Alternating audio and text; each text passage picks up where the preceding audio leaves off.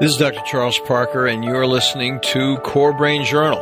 It's the place where I connect both fresh discoveries and interesting different perspectives from advanced mind science with the realities of real people and everyday life down on Main Street. Well, welcome aboard, folks. Dr. Charles Parker here one more time at CoreBrain Journal, and we have a very interesting guest. You know, here at CoreBrain Journal, we're so interested in the evolution of humankind, how we think about the mind, how we grow our lives, how we grow our society and the people who are dear to us and the patients that we treat. So, and today, Dr. Danny Brassell is going to join us. Thanks a lot, Danny, for coming in. Appreciate it. Thanks for having me, Chuck. So he has an ebook that he's going to actually give away to listeners called Read, Lead, and Succeed. And this guy has been around the world, numerous presentations. I'm going to give you a formal introduction in just a moment. Before that, we're just going to talk about our supportive people out there. CoreBrain Journal is supported by Great Plains Laboratory. They are deep international biomedical testing leaders for improved targeted mind science details.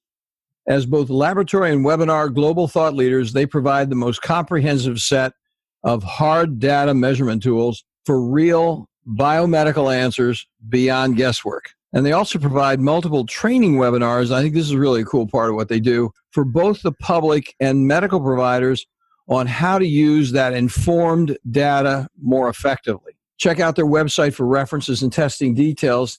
And they have been really supportive of us. They are going to give some tests away. And the way you do that is you go over and you can register for a complimentary test drawing. And they have numerous tests that they're going through and rotating through on a weekly basis. So you can go and run over to this URL and see if it's a test you want. And these tests are all valuable. I mean, they range from, whatever, $200-$300 to $600. So, they're really supporting you and they're supporting what we do here. So run over and take a look at Great Plains Laboratory, all one word, .com/CBJ for CoreBrain Journal. It's easy enough to remember. greatplainslaboratory.com/CBJ. So let me tell you about Danny here. So he is affectionately known, get this, as the Jim Carrey with a PhD. So Dr. Danny Brassell has held numerous titles and worked with leaders from a variety of fields and disciplines. But he has always considered himself, first and foremost, a teacher. He's a best-selling author, get this, 15 books, including The Reading Makeover, based on his popular TEDx talk, which we have to see. And by the way, I'm going to load the TEDx talk on the show notes so they can see you in person there. That's going to be fun.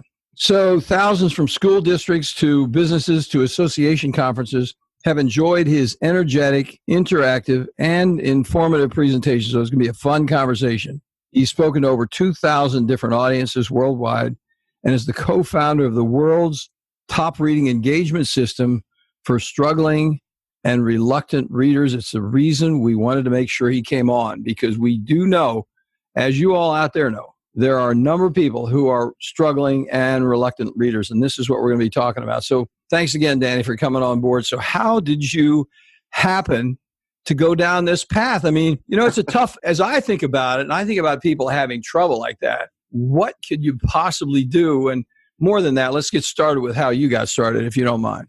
Well, first of all, thanks for having me, Chuck. I liked you the moment you said, call me Chuck instead of Dr. Parker. I think you and I are surrounded by a lot of academics that love to impress people with the initials behind their name. And I always appreciate people that are just real. I've listened to your podcast. You're introducing people to so many different, amazing, different ways to work with the mind. And so I really appreciate you having me. As far as my journey, it's kind of an unorthodox journey. I grew up hating reading, absolutely despised it. My father is a librarian, and I always hated public libraries. They always smelled funny. The furniture was always uncomfortable. There was always some elderly woman telling me to be quiet, and there's always some nutcase hanging out that thinks he's a vampire behind the bookshelves. I always thought they were the freakiest places in the world. And it wasn't until I kind of became a teacher by accident. I was working in Washington, D.C. for the American Society of Newspaper Editors, which was just a wonderful job. I got to meet every editor of every major newspaper in America. I got all these great job offers. And I got this one job offer to work for a major newspaper doing the city beat for $16,500 a year. And a friend had convinced me to apply for a teaching job in inner city Los Angeles, where they offered me $25,000 a year. And so I always tell people I became an educator for the noblest of reasons, for the high pay. And so I taught in inner city Los Angeles. I love the kids. I've taught all ages. I always tell people from preschoolers to rocket scientists. I can make that claim because I used to teach English as a second language to engineering students at the University of Southern California. And I started off, I worked with high school students, and then they switched me with middle school students, and then I worked with upper elementary, then lower elementary, and pretty soon, instead of preparing students for college, I was coming home with snot marks all over my pants from the kids hugging me every day. And what I learned, Chuck, is what works with a 12th grader does not necessarily work with a kindergartner. But what works with a kindergartner works with all age levels. Oh, that's an interesting point. I'm looking forward to hearing about that. Well, it's the truth. You know that for some reason, as we get older, we get stuffier. The books don't have pictures anymore. We try to impress one another. And there was that book, I think it's probably about 30 years old, by Robert Fulghum, All I Really Need to Know I Learned in Kindergarten. And I honestly think if you just watch politicians today, maybe all of them should take a chance and read that book. I think everybody needs to take a nap and have a snack together and calm down. So I learned from the little ones. Actually, little kids actually have such amazing insight into the brain. I always share this, Chuck. The two greatest questions I've ever been asked were asked by little kids. I had a little 5-year-old girl, Maria, and she asked me one day, she's like, Mr. Brassell, where does it say Humpty Dumpty was an egg? And I laughed, and then I reread the nursery rhyme. I'm like, wait a sec, it doesn't. Nowhere in that nursery rhyme does it say Humpty Dumpty's an egg, but there's always a picture of an egg. That's an amazing insight. How did I miss that? And then I had a 6-year-old named Tyrell, and Tyrell one day asked me, he's like, Miss Brassell, is Curious George a monkey or an ape? And I laughed until I reread the book. And if any of your listeners, and all of them should have read Curious George, the man in the yellow hat always calls Curious George my little monkey. Well, where's his tail? He doesn't have a tail because he's not a monkey. He's a chimpanzee. I've read that book 3,000 times, never picked up on that. That's why I always tell people, if I'm ever murdered, Chuck, I want a first grader on the scene, not my wife. A first grader would be like, oh, he's approximately 6 feet tall, dark jacket, dark pants. My wife would be like, I don't know, I think he's this tall. I think he's white. Pick up stuff that the rest of us ignore every single day. And that's really been one of the greatest things. And so my evolution as a reading educator was when I taught in the inner city. So many of my kids came from very under-resourced home environments where they weren't exposed to books or parents that read to them. And I realized, shame on me, I was exposed to lots of privileges, Chuck, and I'm sure you were too, where I came from a home where even though I didn't like reading, my parents read in front of me. They read aloud to me. We went to church where we sang hymns, and you're reading when you're singing. And I never realized or appreciated how much I'd been exposed to, where a lot of kids don't have that. So really my mission now is to bring the joy back in education by showing people not how to read, because I actually think that most schools, and there's all kinds of other programs, do a pretty good job of teaching kids how to read. Where I think we're really falling short, especially here in America, is we don't teach kids why to read. And that's really one of the points I like to make to audiences is what good is it teaching a kid how to read if they never want to read? If you get a kid, I've worked with so many 7th grade boys, teenagers, who there is no way they're going to open up this textbook. But if I give them a manual on how to fix a Chevy, they'll memorize it from cover to cover because they're interested. And the research, to help our academics in the audience right now, the research is very clear out there. It doesn't matter what you read. What matters is how much you read. It doesn't matter if you're reading James Joyce or James and the Giant Peach. People who read more read better. I'm on an airplane at least once a week. I speak to over 100 audiences worldwide every single year. And I cannot remember, Chuck, the last time I sat next to somebody on the plane who was enjoying Dostoevsky or Moliere or Maya Angelou. but I sit next to plenty of people reading People Magazine, USA Today, and 50 Shades of Grey. And there's nothing wrong with that. So my evolution is really exposing people to the joys of reading and getting people to become lifelong learners. And I'm speaking to the choir, to your audience, because we know that people that listen to podcasts are naturally curious and they're looking for new ideas. And I loved it when we were chatting beforehand, Chuck, you were saying you love doing this podcast because you get to learn. And I love being around people like that. Complacency is a killer. We should be learning every single day. So true. So what's really good about what you're talking about is really kind of, without rebranding you entirely, you're kind of the carrot man, because you're saying we got to have some carrots out there, folks, and we got to think about the carrots.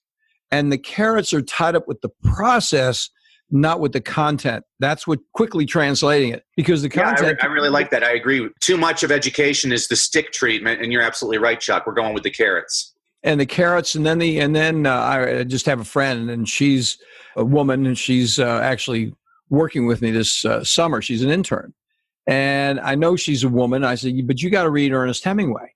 And I said, the one to read is Farewell to Arms, because it's a romance. It will work for you. Yeah.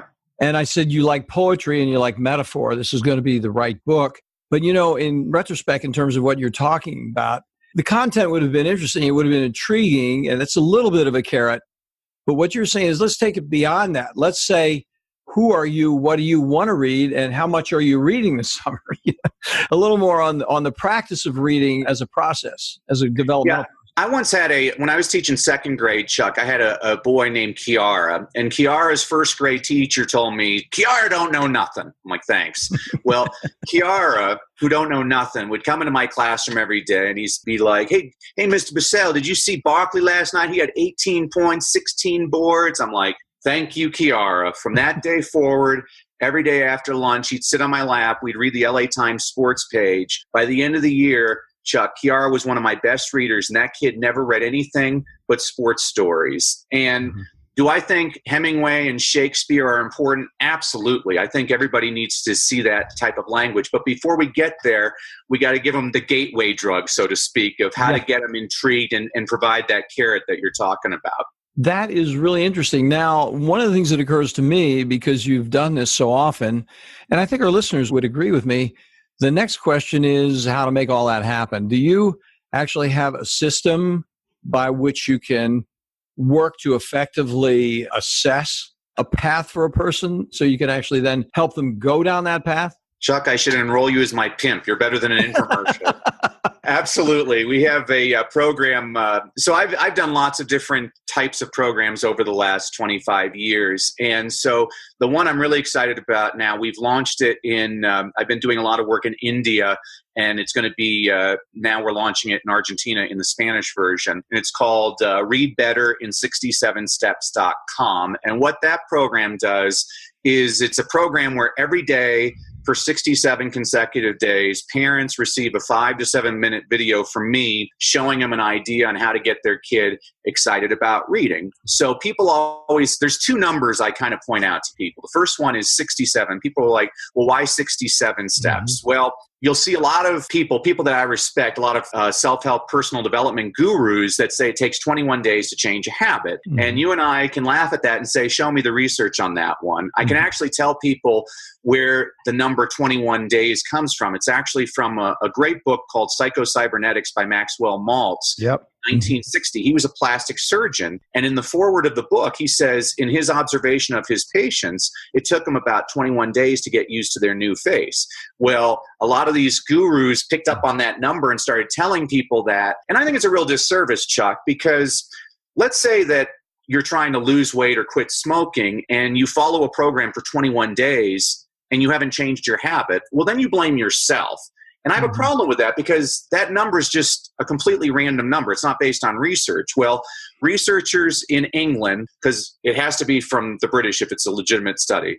So researchers in England in 2009, they studied people's habit formation, and they found it took anywhere from 18 to 254 days to change a habit. And that depended on the type of habit you were trying to change. For example, if you wanted to drink a glass of water before dinner every night, well, that's a lot easier than quitting smoking. And then they found that it took an average of 66 days for people to actually change a habit. Well, I don't like the number 66. 66. And so I threw in a bonus day and gave people the day 67. The whole point of the program, which I emphasize every day to parents, and this program works with parents that don't know how to read, by the way. I work with a lot of illiterate parents. I always tell them, this is the amazing thing that people don't realize. You don't have to know how to read to get your kid to know how to read. You just need to show them that passion, and your kid can pick it up. And so the number I try to emphasize with people is 20. So researchers will say from Oxford, because again, it sounds better if it's a British study. So Oxford researchers have studied student test scores around the world, and they've always looked for patterns on what do the different types of kids do. And they found something startling. So they looked at the kids that tested below the 20th percentile, and they asked them, how much time do you spend reading outside of school? And the average was less than a minute, which doesn't surprise anybody. That's why they're at the bottom of their class. But the next number always startles parents when I tell them this. The kids in the 70th percentile, so the C average students, how much time do they spend outside of school reading for fun? The number was 9.6 minutes. That's when all of a sudden there's a big gasp. And parents are saying, well, wait a sec, you're telling me if I can get my kid to read 10 minutes a day, I can take them from an F to a C? And I can always say, the research shows us yes, but here's an even more startling number. The kids in the 90th percentile, did they have to spend 3 hours outside of school every day reading for fun? No. Did they read an hour outside of school? No. The average was less than 21 minutes a day. Wow. 20 minutes. And so the entire point of my program is to show parents where are you going to find those 20 minutes. So I'll give you a couple ideas for your listeners right now. So if you have to drive your kid back and forth to school every single day and it's 10 minutes to get them to school, put in a book on tape. You just covered your 20 minutes doing that every single day. My own children, I have 3 children. While I'm making them breakfast and making their lunches for the day, I open up my laptop. There's a great program that's free of charge from the Screen Actors Guild called StorylineOnline.net, where they have different celebrities read aloud books. And every read aloud is closed captioned, and it's about 10 to 15 minutes. Well, there you just took care of 10 to 15 minutes. My own children, one of the things I do is I turn on the closed captioning when they watch television, because I believe that television is here to stay and kids like to watch television.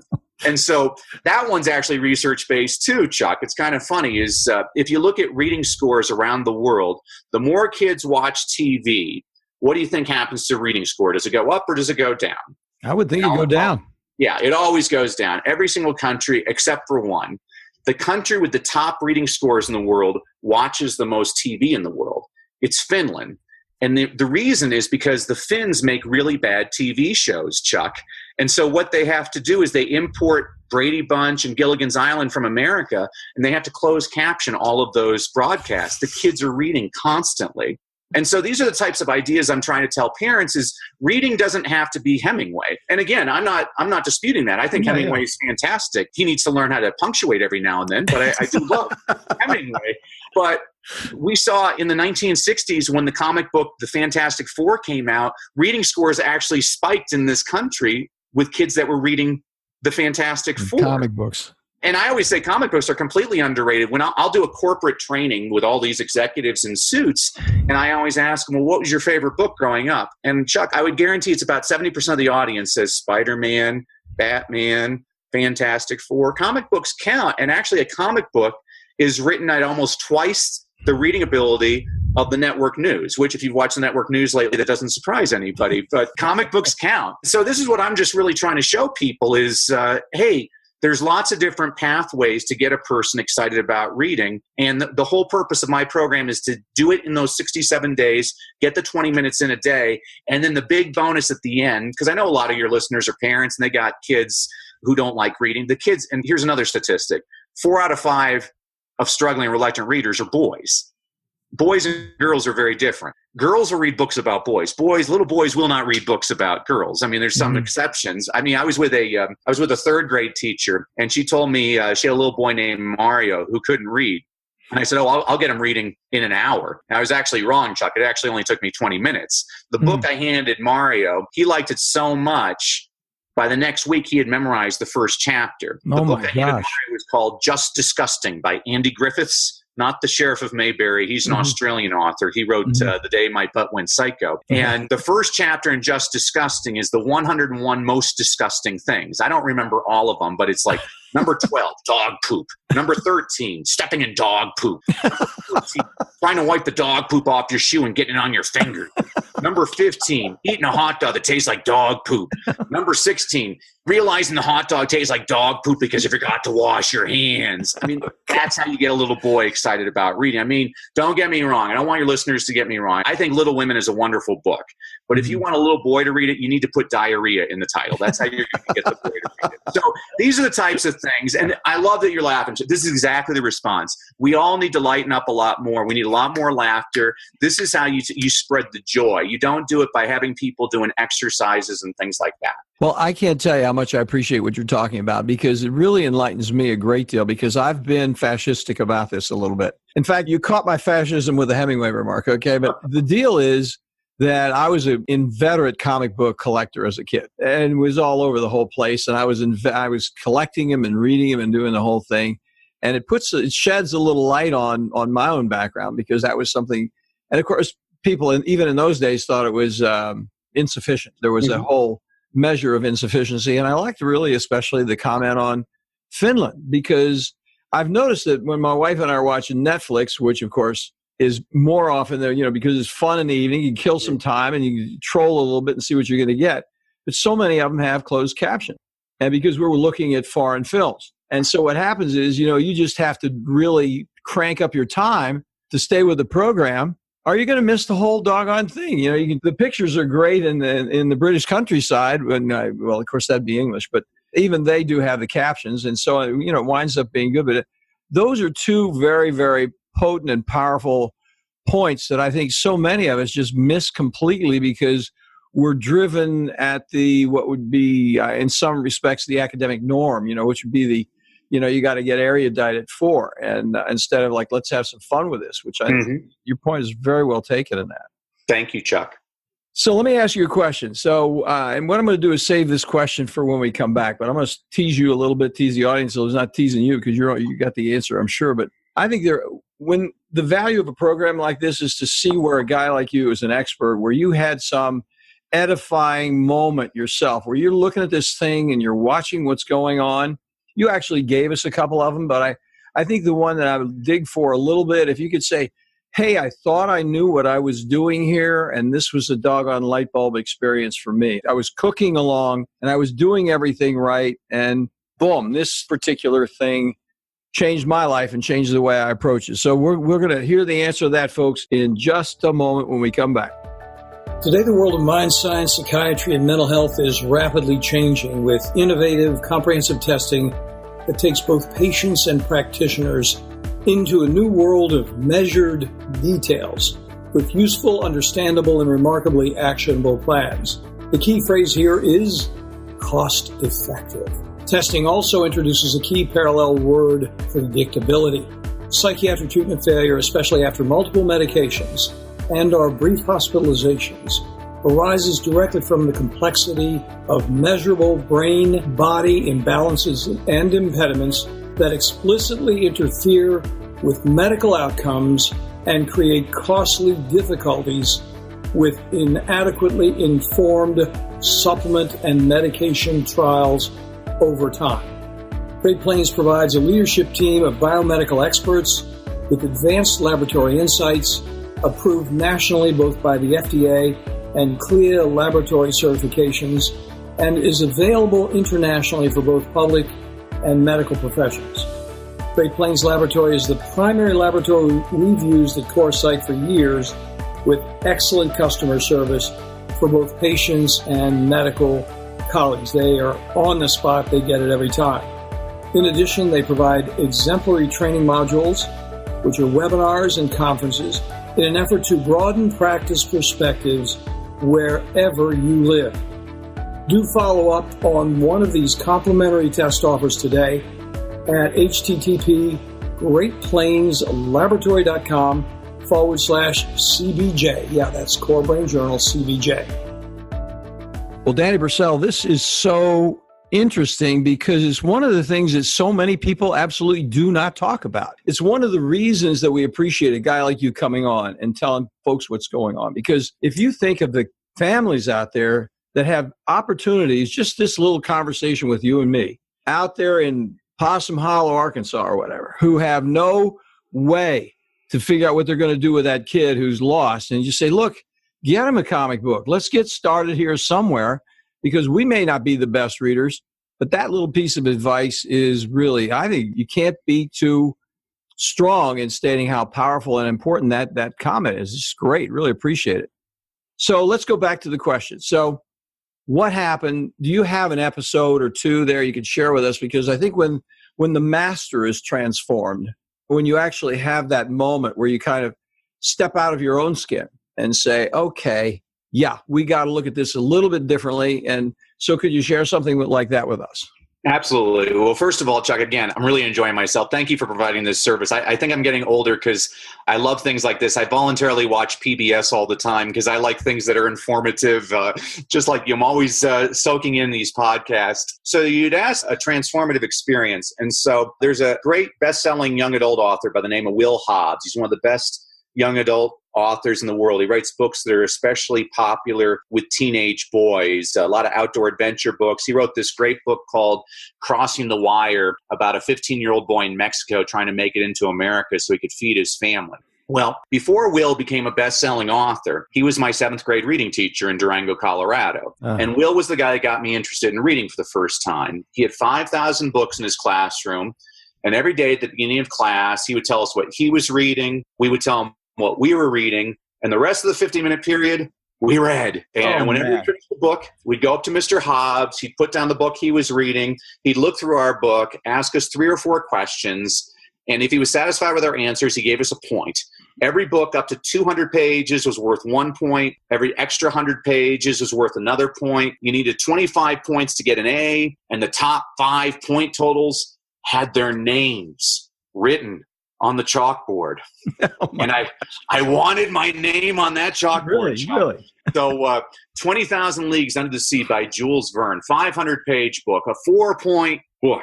Also an excellent Disney film starring James Mason and Kirk Douglas. And I was not really interested in reading a 500-page book, so I took the book up to Mr. Hobbs. He asked me 4 questions, and I learned a valuable lesson that day, Chuck.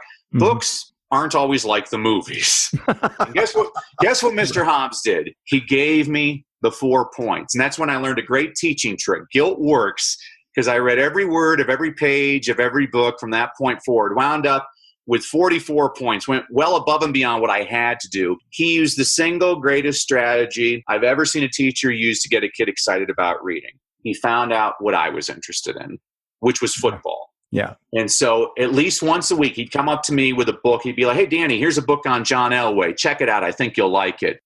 What are the odds I open up that book? In my experience of all age levels, 100%. Kid might not read it, but they're definitely going to open it. And in my experience, I found that by the 4th time I do that with a student, they're going to try and read that book, because there is nothing more powerful than somebody significant in your life, a teacher, a coach, a pastor, a parent, a buddy, an older sibling, somebody saying, you know what? I was thinking of you when I was reading this. Check it out. It's the most powerful way I know to get kids excited about reading. And again, Chuck, this entire program, I tell people, it doesn't take a rocket scientist to figure this out. You called me an expert. I always love when people say the word expert. I mean, I think if you read 1 book, you're informed. If you read 2 books on a subject, you're now the expert. Right.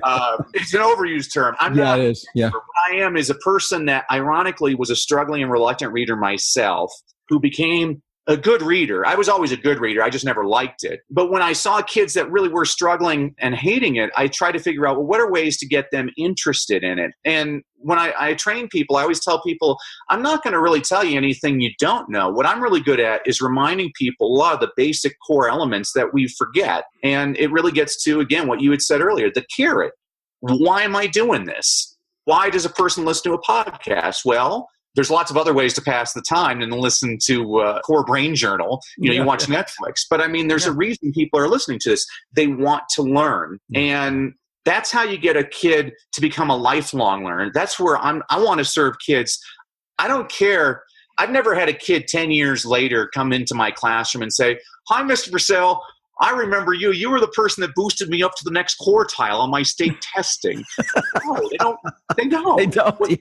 What they remember is the topic, yeah. That would sit there and read to me the sports page, or you did those funny read alouds every day where you did character voices. It's those experiences, and this is something any parent can do. I love working with parents. I've worked with incarcerated parents. I've worked with intoxicated parents, but I've never worked with a parent, Chuck, that doesn't love hearing nice things said about their kid and doesn't appreciate any kind of simple tip that they can use to help their child. And it doesn't matter if you're a Wall Street broker, a stockbroker, or you're a kindergarten teacher. I can give any parent some basic tips, and people always appreciate, oh, this is something that I can do. I'm not going to make you don't need a PhD to do any of this stuff. My mom, people used to ask my mom when I was growing up why she didn't have a dishwasher. And she'd say, oh, I got 3, Danny, Jim, and Liz. And while my brothers and sisters and I were washing and drying dishes, she was reading aloud to us. And oh, fantastic. You don't need a PhD to be a really good parent. You just need to be present. There was a great quote by Jesse Jackson, of all people, who said that kids don't need your presence, they need your presence. Yeah. And I thought that was wonderful. Well, I think, one of the things that occurred to me was you were talking about some of the examples that you were giving in terms of remembering the child and the topic or whatever it was they were interested in, whether it's football, baseball, whatever, or whatever the topic was. There's an intimacy that comes up in which you actually know that person on a completely different level than just being a kid or just being as you were saying a moment ago, some of the examples may be an investment counselor. If you talk to a guy in a meeting and you wind up getting down to what you've read or what you think about what you've read, a person does, it's quite natural, and it's ubiquitous. It doesn't not happen. It happens all the time. You know that person on a different level, and I think you appreciate their humanity and who they are from many different levels that ordinarily you wouldn't have. This is just a guy rolling through, and I know that guy, and I can share that with that guy, and I actually connected on that topic based on that very small conversation. Mm-hmm. And obviously not going to go to dinner parties and talk about books, but I think it can be done. And that's what book clubs are about. I mean, if you think about it, people really grow quite close with book clubs. They've read it, they've talked about it, they all have different opinions about it, and they can grow from it. But I thought that was very meaningful because that's one of the things that I think a good parent does, a good teacher does, anyone who's working with children, speaking as a child psychiatrist, say, that is something I do know about you, and you did really handle that very well, and just pass the compliment along. Like, that's constructive, it's valuable. Thank you for sharing that. It's really very cool, really. Well, thank you. And to add on to that, because you're talking about your work as a child psychiatrist. So the book that all of your listeners get, Read, Lead, and Succeed, and I know you're providing it. If they don't hit that link, all they have to do is go to readleadandsucceed.com. They'll get their complimentary copy. So I wrote that book for a school principal who didn't know how to engage his faculty. So I said, okay, I'll write you a book. So every week I give you a concept, an inspirational quote, an inspirational story, a book recommendation on a book you should read, but you're probably too lazy because you're an adult. So I also give you a children's picture book recommendation that you can read in 5 minutes. And it's something that any child psychologist would know is we kind of ignore the importance of children's literature. I think that's where it's at. There's a book written for any type of trauma a child could encounter. There's books about tsunamis. There's books about 9/11. There's books about wetting the bed. There's books about not speaking English as a first language. There's books about everything. And that's where I always thought Dr. Seuss was really a genius. I always tell adults, you should read your favorite children's books as an adult because you'll get a different take on it. You know, Dr. Seuss wrote the Lorax 50 years before anybody was paying attention to the environment. There's some messages that these people are, J.K. Rowling with the Harry Potter series, there are so many different messages in those books that are just phenomenal. And so that's one of the things I just think is a lot of us are missing out on. And parents, anybody can do this with a kid. And that's what I want to serve people that think they don't have time. I'll have a parent, I don't have time to read with my kid. I'm like, who has time after you watch the game on TV, go out shopping, have a couple of beers? I mean, who has time to read with your child? Well, it's not rocket science. It's those 20 minutes a day. And at the end of the program, I always love to tell people, I'm kind of giving it away. After 67 days, I have a video where I tell the parents, well, you just spent 67 consecutive days reading for 20 minutes with your child. And I can pretty much guarantee that after about 40 days, the kid's loving reading and they're reading better. But the big bonus that I don't tell people at the beginning is at the end, I'm like, I just gave you 20 minutes of personal time every single day with your kid. How many of us, when we were children, wouldn't have loved to have had 20 minutes of that time every single day with our parent? I just gave you the most precious gift in the world. It's time with your child. That is such a remarkably good point. Thank you so much for sharing that. And folks, just by the way, while we're talking about it, he ran through that URL. I'm going to have that on the show notes, so don't worry about it if you're driving to work. Pop over. It's going to be there. And we'll get it done. Take the number from the episode, and we'll have it down in the show notes. And actually, to tell you the truth, I'm going to load his TED Talk too on the whole thing, because I think that'd be fun. You see the guy in action doing a TED Talk. I think it's outstanding. But you think about the implications of these remarks, and I think it's one of the reasons you're so actively involved around the world, because when you speak about it, everyone intuitively knows that you're absolutely right. This is not a reach. This is not like confounding and puzzling and what are you talking about? And I think when you then say, here's the structure, it's not that complicated. And furthermore, it's so encouraging to say it's 20 minutes. And then you have the whole thing of the topic and finding the topic. It's just so very comprehensive in the way you approach it. So let me ask you this question. What would you think about a person who was completely taking a position of resisting reading, resisting anything academically?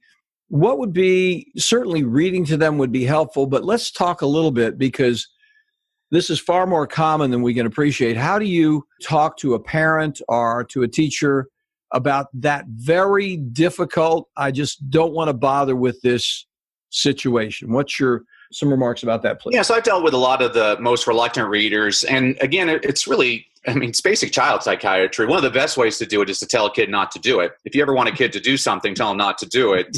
So one of the tricks I used to use with kids is I'd start to read a book. I'm like, oh, you know what? I'm looking at the back cover, and this says it has a Lexile number. Lexile number means the grade level. And it says it's written for grade 2.8. Well, we're only first graders, so this is too tough for us. I'll put it on my desk here if anybody wants to check it out later, but I know it's too tough for you.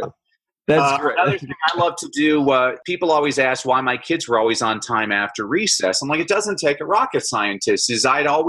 Before recess, I'd always read a passage. I'm like, Harry took out his wand, he looked at Voldemort, and we'll read the rest of this after we get back from recess. Well, that's what good shows do on TV. They make you have to tune back in. Yeah, I always thought that Oprah has done such a great service for America, because the 3 words I always tell teachers to remember is book reports stink. They get kids to hate reading.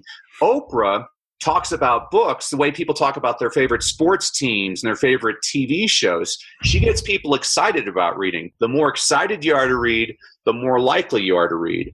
The more you read, the better you get. And so when I'm dealing with a reluctant reader, I'm attacking them. I always say a kid is like a country that you want to go to war with. How do you get them? By land, by air, by sea. I'm going to get them reading on their own. I'm going to get their friends reading around them. I'm going to read aloud to them. I'm just going to envelop them. And what I really want to do is do it around their interest. I want to find out what the kid's interested in. That's a real basic concept. If I got a kid I used to volunteer at a juvenile detention facility for teenage girls.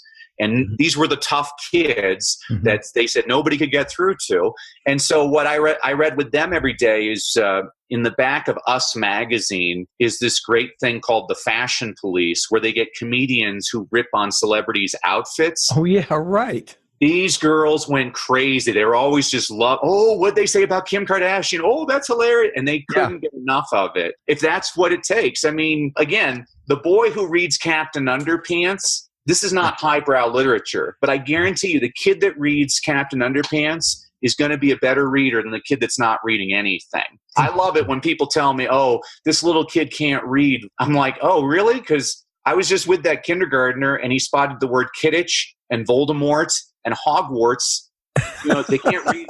I was with a 4th grader once. The 4th grade teacher told me the kid couldn't read. I was with him for an hour, Chuck, and the kid sent about 20 text messages, opened up his email, looked through his email, opened up about 50 websites. he's highly literate. She's using a definition from 75 years ago. I get this question all the time from parents as they say, well, what's better, real books or electronic books? And my answer is yes. I like regular books. I'm kind of old school. I'm sounding more and more like an old curmudgeon every single day. I like an actual book in my hands. My wife, she actually loves her Kindle. And even though I'm not a Kindle guy, I'll make the argument for a Kindle. I'll give you 3 things that I've noticed with her, which are awesome. First of all, her Kindle, she's from Singapore, and so we go back to visit her family every other year. And while I'm packing 20 books in my backpack, she's bringing in this 1-pound Kindle that has access to the world's library. That's pretty smart. Yeah. Second of all, every night when we're in bed reading, she's annoyed because I have my lamp on next to me. She doesn't need a lamp because her Kindle lights itself up, which is pretty awesome. Yeah. And third, and this is a big one for me now, Chuck, is I'm starting to get older and it's tough for me to read a lot of the print on some of these books. Well, with the Kindle, you can actually adjust the print so the size of the font becomes bigger. It's a wonderful resource. I mean, I've worked with lots of special needs students, which I've always hated that term because I believe every person has special needs. But even on an Apple iPhone, they have all kinds of audio programs and visual programs for people who might have some kind of impairment. These are the basic things. Again, I'm not showing anybody anything that they wouldn't know on their own. I'm reminding people what a lot of us forget. It's the basic. I quite agree with you. Now, I want you to say something because I love your whole presentation. I mean, it's very easy to follow your experience with the individuals you're talking about. You just see the whole situation unfold. I was tracking with you on Oprah, and I was thinking about that whole experience. You did say something about 3 words that Oprah says. She doesn't say the 3 words. I say the 3 words. The 3 words are book, reports, stink. Okay, I got you. If you look at the way reading is presented in school, we'll use Hemingway as an example, is the reason I hated classic literature as a child was because it was being forced upon me. And so I hated Steinbeck. I hated Hemingway. To this day, The Scarlet Letter drove me nuts. I hated Hawthorne. I said, Hester Prynne had an A on her chest. I want a B on my forehead because this is the most boring book I've ever read in my life. I didn't appreciate it because it was forced upon me. Yeah. Now, that's a lot to do with the teacher. I bet you a good teacher could have made me fall in love with those different things. For example, I had a wonderful English teacher, and she made me fall in love with Shakespeare because she let me get away with stuff. I don't usually share this story with people, but in 11th grade, we had to memorize 200 lines from Shakespeare. Oh, yeah. And so I raised my hand and I asked, do they have to be consecutive? And she interpreted the question as, oh, yeah, you can memorize 100 from here and 100 from there. Well, I was an obnoxious teenager. And what I did is I took about 2 to 5 lines from 38 different plays. I'm like, to be or not to be? Oh, Romeo, Romeo, wherefore art thou, Romeo? When shall we 3 meet again? And he loved it. And rather than being a teacher that hated me for it, she actually asked me to present that to other classes because she thought it was so ingenious. That's a smart teacher. Yeah. That took the kid and said, well, that's a way I never would have thought of before. And so that's what, when I've written a book on reading comprehension, and I always tell people, well, reading comprehension doesn't have to be lame. After you read a book, let's compare it after you watch one of your Netflix movies. After you watch a Netflix movie, is your first impulse to get out a piece of paper and write down the theme and the 3 main characters? No, it's to talk about it with your wife and say, oh, that was a pretty cool scene. And, oh, I didn't like that. And But this is what we force kids to do when we say book reports. And so there's different ways to demonstrate comprehension. And so probably my favorite thing that I do with kids every day is I'll read them a story without showing them the cover and without telling them the title of the book. And after I read the story, I say, all right, kids, draw me a cover and give me a title. That's a comprehension activity. What fun. Yeah. I mean, if you have any classes I could sit in, I would appreciate it. Just get everybody involved in Read Better in 67 Steps. That's what we're doing. I'm passionate about this because I think we focus too much on the drudgery of reading and not how to make reading fun for people. And again, some people love A Separate Peace by John Knowles. I hate that book. But we can have a great conversation about how you love it and how I hate it. I like being around literate people that are discussing, or when I do book clubs, there's 2 types of book clubs, I think. There's a book discussion, which I think is more of what Oprah does, where all of us read the same book and we give our reaction to that book. And then there's what I call a book talk, where every Monday with my students, I would ask everybody, what's your favorite book or what is it that you're reading? And we'd all kind of give our own little commercial commercials. Mm-hmm. And I always found a book. I'm like, wow, that sounds really interesting. I got to read that. Mm-hmm. I'm reading a friend of mine. I read everything because I have a book club called lazyreaders.com. So every year I have to go through about 5,000 books to show people.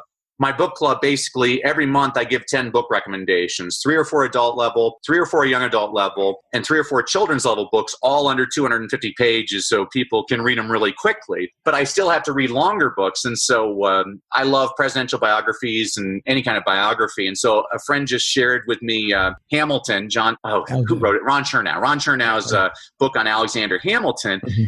And I've read lots of biographies. I mean, one of my favorite presidential authors is David McCullough, just a wonderful author. Great guy. And when you listen to him on PBS, I'm like, man, that voice, that's like James Earl Jones' voice of God. It's just a beautiful voice. And reading Hamilton, now I'm interested in everything that Ron Chernow has written because I'm like, wow, he's made history so accessible, whereas you and I are both in academia where mm-hmm. people love to impress you with big words and lots of references, but they don't develop a storyline. Mm-hmm. And that's what's amazing to me about Hamilton is I'm like, wow, he's really drawn me into the story where I actually want to turn the pages. The reason I always told people John Grisham is such a successful author is every chapter is like 6 pages. So you're sitting there, it's 10 o'clock at night, and you get to the end of the chapter and it says, and then he found the knife. Well, okay, I'll just read one more chapter. Yeah. And pretty soon it's 2 a.m. and you read the whole book because he got you in. Whereas opposed to, I like presidential biographies where it's like chapter 1, page 1, chapter 2, page 128. I'm like, oh, this is going to drive me crazy. But it's interesting how different authors can bring you in. So I'm sorry, that was just a total aside, but I realized I'm like, man, now I'm going to read everything Ron Chernow has written. Or when I read Walter Isaacson's biography on Steve Jobs, it was so well written. I'm like, I read his biography on Albert Einstein, which is wonderful. And now I just bought a copy of his book, The Innovators, about tech. So this is what I love to do with people is find out what they're reading, why they were interested. My wife, she loves Diana Gabaldon's Outlander series. And so I started reading the Outlander books, and they're really well written, historical fiction. My own kids, there's different children's authors that I read to them. I'm like, oh, that's a really well written. My oldest is reading Rick Riordan's Percy Jackson's series. And so I'm like, oh, this is interesting the way he writes this. And so this is what I try to encourage people to do all the time. Well, there's a great book. You know about it, I'm sure, because you're into reading. But we had a book. My wife and I bought a book. And I've been trying to remember it since you've mentioned it a couple of times, the whole process of books for children. But it is something like Excellent Books for Children or whatever. And it's just a whole book about children's book and the ages that are, and we had that around for a long time. And it really guided us through, here's where they are. This would be a fun place to go. But, I was thinking about you returning for just a moment to your Shakespeare situation, because I think another thing that happens is it's a lot like poetry, because when you did the sound bites of Shakespeare, each sentence or even 4 words can put you into the complete play. I mean, the associations of the words and the connections with the rest of the storyline, it's a soundbite. It's like, boom, and you're, okay, I got that one, and we can't stay there. I got to go to the next one, But it's very entertaining. And then a person feels like, hey, I got to revisit because he said something about to be or not to be, or Leon Macduff, let him be damned who first cries old enough. Uh-huh. Well, and you just hit another thing, Chuck, and this is a big one. This is really one of my biggest secrets I wasn't a great teacher. I just used some really basic strategies that would work with anybody. So when I'm talking to parents and teachers, I always emphasize this: use poetry. I mean, every day when I was a teacher, so you say, every day I read aloud at least 4 poems to my students. Takes me less than 5 minutes. Now think about that. Over the course of a 180-day school year, my students have been exposed to over 700 poems. I actually mandated all of my students had to memorize at least 20 poems. And it's a great way to differentiate instruction based on children's abilities. And so when I was teaching kindergarten, I had one of my non-readers, one of my lowest readers was Jose. And Jose, every Thursday, all of my students become a poem. I got that idea from Fahrenheit 451. So every kid they're not a kid anymore, they're a poem. And so Jose on Thursday, he's like, hi, I'm the Sitter by Shel Silverstein. Mrs. McTwitter, the babysitter, I think she's a little bit crazy. She thinks a babysitter's supposed to sit upon the baby. Then I get Yesenia, one of my top students, and she's like, hi, I'm Mark Antony from Julius Caesar by William Shakespeare. Friends, Romans, countrymen, lend me your ears. I come to bury Caesar, not to praise him. The evil that men do lives after them. The good is often interred with their bones. So let it be with Caesar. He was my friend, loyal and just to me. But Brutus is an honorable man. This was a 6-year-old girl. She memorized 50 lines from Julius Caesar. People always ask me, how did you do that, Danny? I'm like, Kindergarten Cop. You ever see the movie Kindergarten Cop, Chuck? No. In that movie, Arnold Schwarzenegger, he becomes a kindergarten teacher. I did see it. He makes all of his kindergartners memorize the Gettysburg Address. And I watched that movie and I thought, I wonder if that's possible. I'm convinced, Chuck, we underestimate kids all the time. If you get them interested, they could actually learn calculus if you're a good teacher. I'm always trying to figure out, well, what's that way I'm going to get the kid? When I was a high school football player, our star running back was going to be ineligible because he was failing math. And so I tutored him in math. And here's a guy who was failing math, but he could read any defense that he went up against. And so the way I taught him math was through football. And he became interested, and he became a really good math student. It wasn't anything ingenious. It was just figure out what they're interested in and base it all around that. You opened the door. Yes. And he saw the light. This is what you do, Chuck. This is all what you're talking about in this podcast is how do we affect the brain? The brain makes associations. We can go into all the names of the different parts of the brain. I don't do that with people. No. I say, it's interesting. There's one of the exercises I'll do with people on memories on how your brain works is I'll show them a picture of a bed and I'll read aloud 15 words related to a bed. I'll say, blanket, nap, pillow, night, artichoke, insomnia, night. I give this list of words and I say, okay, how many of you wrote the words pillow and blanket? And a lot of people raise their hand. I'm like, well, that's the primacy and recency effect is those were the first and last words I told you. Your brain tends to remember the first and last items it's presented with. So for teachers, what's the big takeaway for us is, wow, the bun's more important than the burger.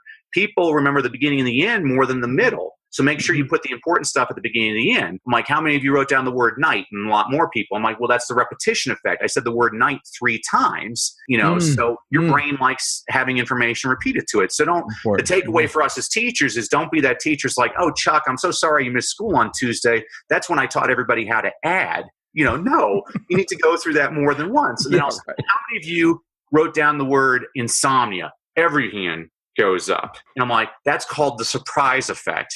Your brain, whether you like it or not, is constantly looking for classifications. It's classifying things, looking for associations. And when it finds an item that doesn't match the other associations, it stores that piece of information in an entirely different part of the brain, which ironically makes that piece of information stand out.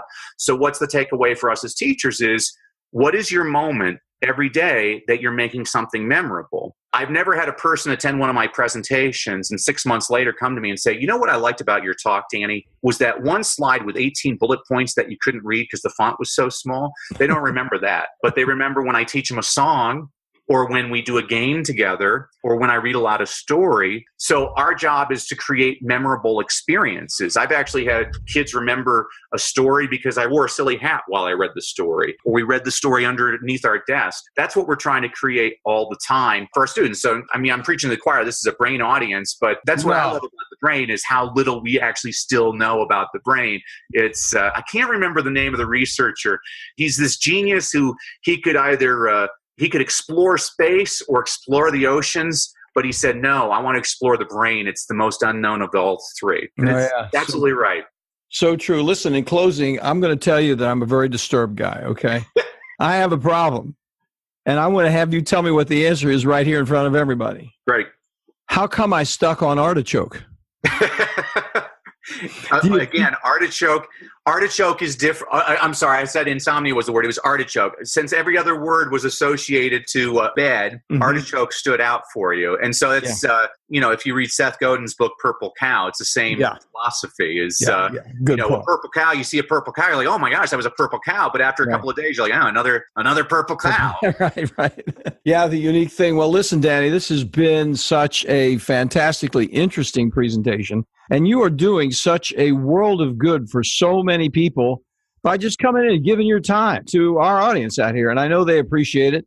I'm going to have all that stuff in the show notes for sure. I really appreciate it. And that one, lazyreaders.com, the recommendations, is that newsletter list? every month for the rest of your life, eternity, you'd get a one email once a month giving you different book recommendations. And you can always give recommendations on books, but every book has to be under 250 pages for people that don't think they have time to read. Well, we're gonna have all that stuff, folks, in the show notes. So that's fantastic. Danny Brassell, thank you so much for coming on board. We really appreciate it. It's been a great anytime you could come on again, just let me know. We'll do it again. You're awesome, Chuck. This is a lot of fun. You're great. Thank you. Have a good day, buddy. You too. Take care. Thanks for listening to CoreBrain Journal.